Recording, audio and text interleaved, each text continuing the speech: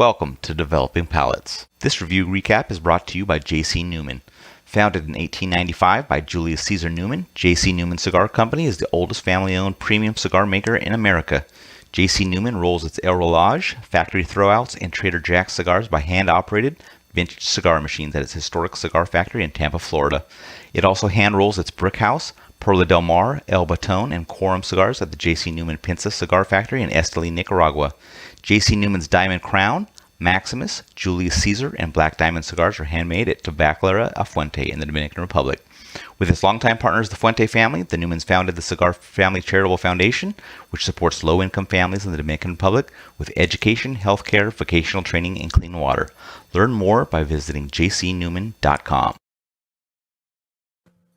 Hello, everyone. Aaron Loomis in the Ventura Cigar Company studio. With me today is Seth Geist, John McTavish, and Jiunn Liu. How you guys doing this evening? Not bad.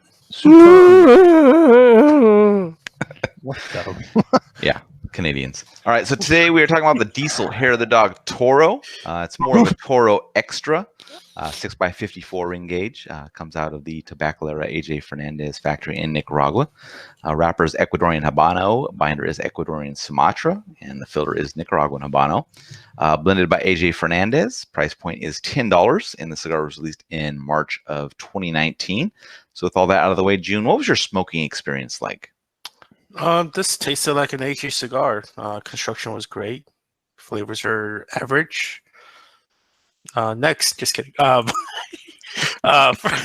First third, there's a good mix of wood, spice, sweetness, but it's all kind of coming from like earthy notes. So like oak, I got oak, minerals, baking spices. There's like this natural sweetness, creaminess coming from like mixed dried nuts. When you retrohale, you get more of a more spice. I got like some nice red pepper spice. Finish is pretty heavy with oak. Strength of body medium, and as the cigar kind of went through, the main thing that kind of got lost out on was sweetness and creaminess, in which that kind of, that was the main point, the main deciding point within like I rated the first third to be good and the subsequent 2/3 to be average because I lost out on that sweetness and creaminess that I had. Yeah, and like I said, within the burn and draw, I mean, this thing's, it's AJ factory made, so it's perfect. All right, Seth, how about you? Yeah, I mean, listen, the first third started out, delivered some really strong spice notes. It's getting some dry earth. There's some wood and leather qualities. And there's this subtle cherry note on the finish, which was enjoyable. Medium full in strength. Same goes with body. Second third, I got some like sea salt characteristics. It was still showing some wood and dry earth. The cherry notes were present. Still strong pepper, spice, medium full in strength, body, similar to the first. And the final third, felt it diminished a little bit from the second third. There's still some softwood and tobacco notes. It's kind of a dry finish. Was on the drier end of the spectrum. Lost that cherry qualities. Medium full in strength and body. In terms of construction, brilliantly constructed. Beautiful construction. Great burn line. Well-made cigar. What about you, Johnny? I think I had a similar experience to Jiunn. And before we get into it, Aaron, does it say in the spec sheet there who let the dogs out? It does not say that. It does not. Okay. I agree. Who let the dogs out? Oh. Come on, Jude. You look either stoned or you just got bit by like who let the dogs out? Yeah. Those nugs, JSK nugs, I tell you. That's what happens. You can't smoke a nugs before you do the review. But no, I agree with you. In the first third, that creaminess, I think, is what really sets the first third apart from the second and last third, because there is some intense pepper, there is some leather, there's some earthiness, but that creaminess is what kind of gives it some elegance and it makes it enjoyable, which isn't to say it's not enjoyable. It's just that's what for me elevated to good level versus the middle third where there's a sweetness, but it's not that creaminess. So there's the cedar, which is okay. There's spices and pepper, and that's okay. But the cedar kind of had this like drying character and these tannic notes, and it was all right, but it wasn't elevated to a tasty experience for me. And then the last third really just defined by cedar with a little bit of sweetness, but the sweetness wasn't really specific. It wasn't interesting to me. So I rated the middle and last thirds to be average. Like you guys said, you can certainly criticize AJ for a lot of things, but Burn and Construction is not one of them. Burn and Construction was flawless. Draw was flawless.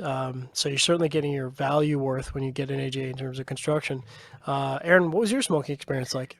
Yeah, for me, the cigar started with creamy wood, some black pepper, mustiness joined in, fairly quickly. Retrohill is showing a deep wood profile with a little bit of creaminess to it.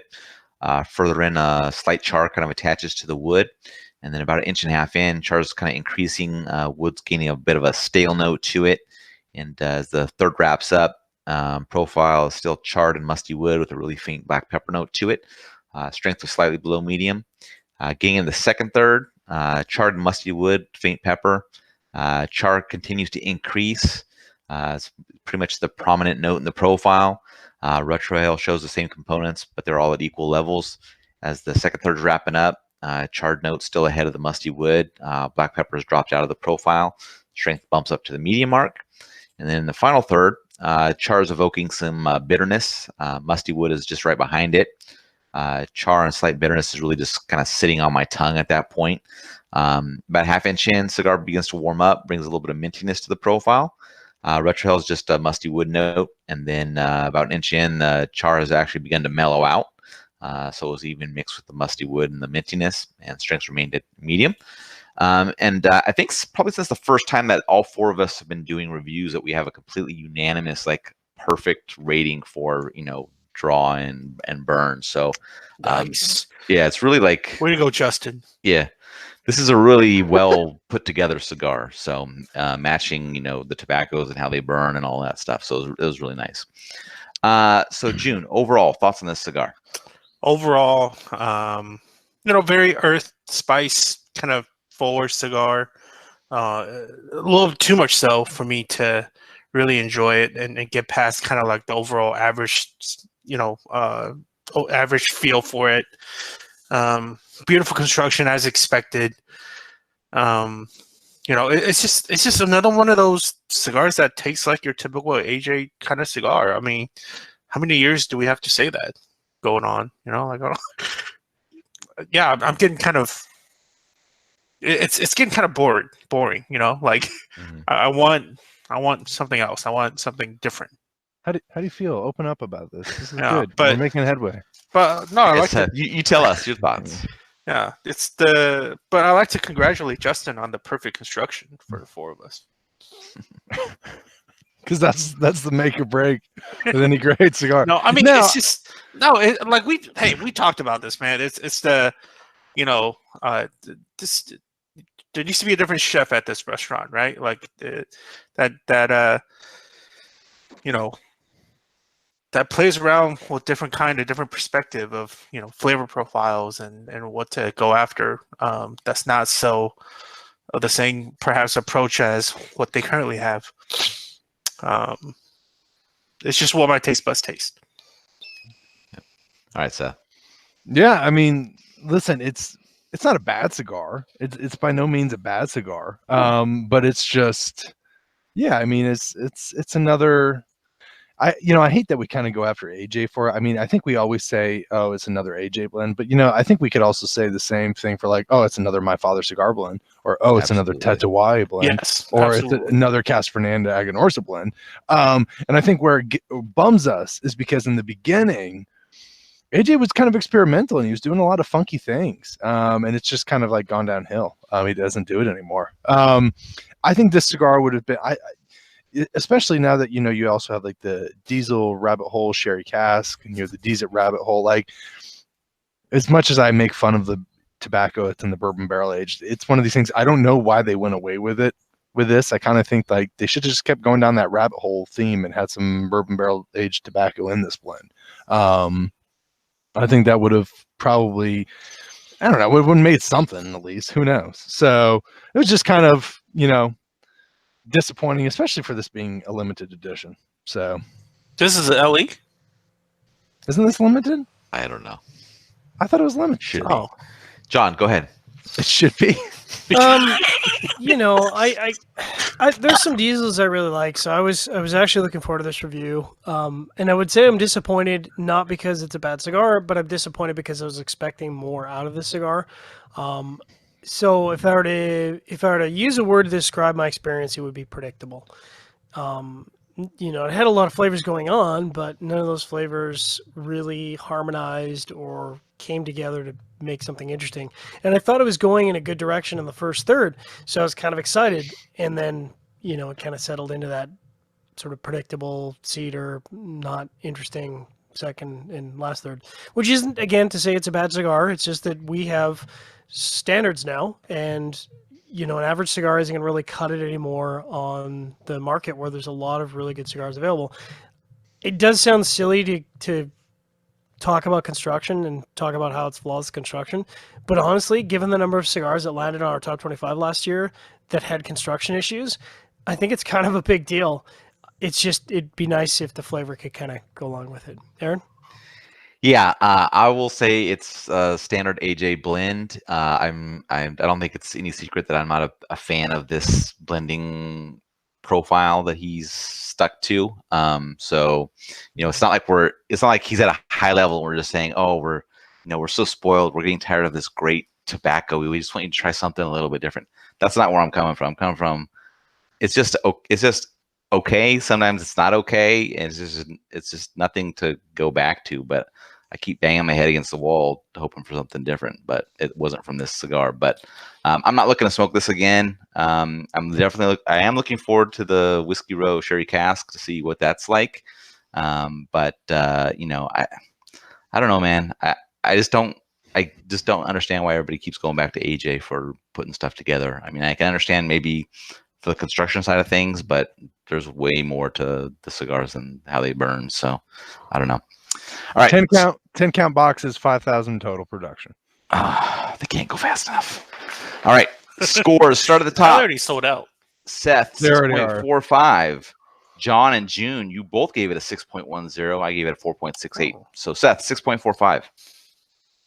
Yeah, it's a little higher than I thought I would have given it. Probably a little bit nicer on it throughout the second, third.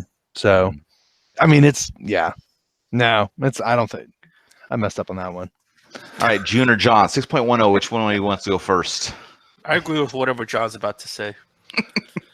It's a 5.5 on the flavor scale, and it's a 6 because it's elevated entirely by flawless construction.